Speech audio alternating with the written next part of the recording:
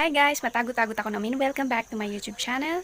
And in this video, mag-share ako ng tips or solution para sa chapped lips or dry lips and dark lips. Using only 4 things na nakikita natin sa ating mga bahay-bahay. These things are found only in our kitchen. So without further dakdak, let's go!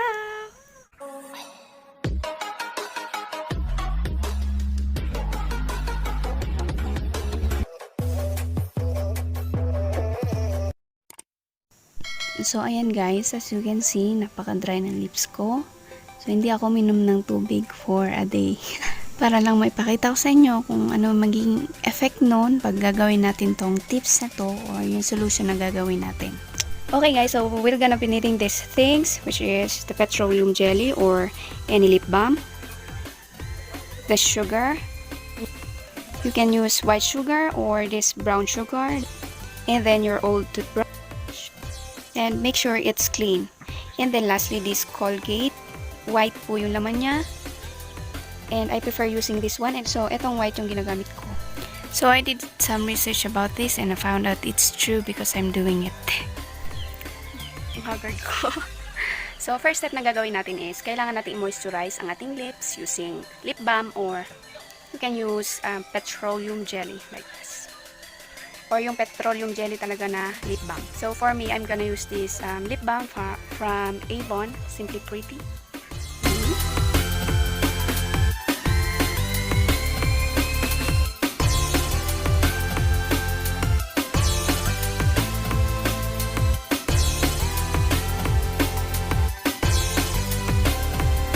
Okay, so after ibababad muna natin yan for 5 minutes. So, habang nag-antay ka dyan, so, pwede kang gumawa ng module mo or do your house chores.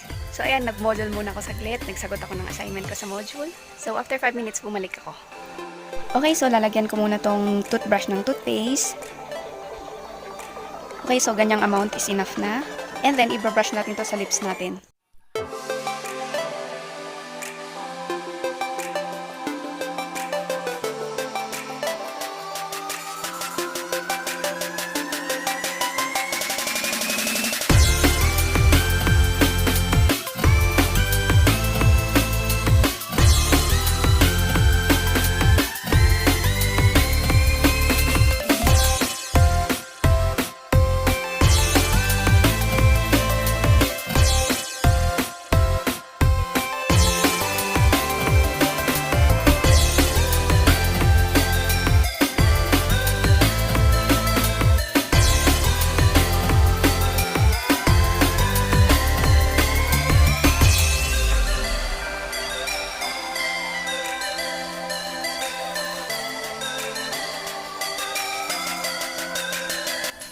Okay guys, so 3 minutes pass. So, iwawash na natin.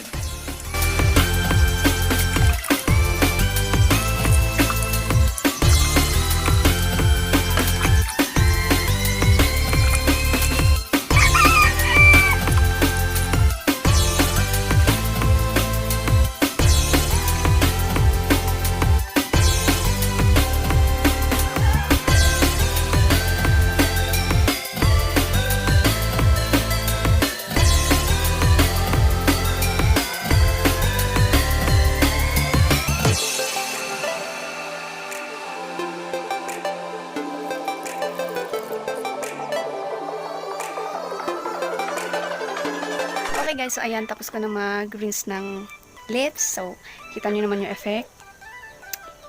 Close up ko.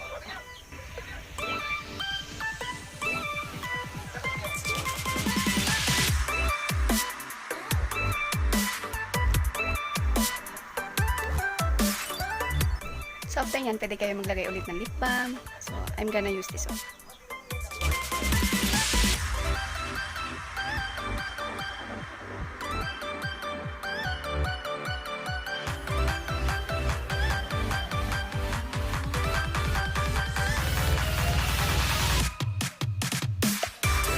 Okay, so pwede nyo yung gawin twice a week or once a week, ganon.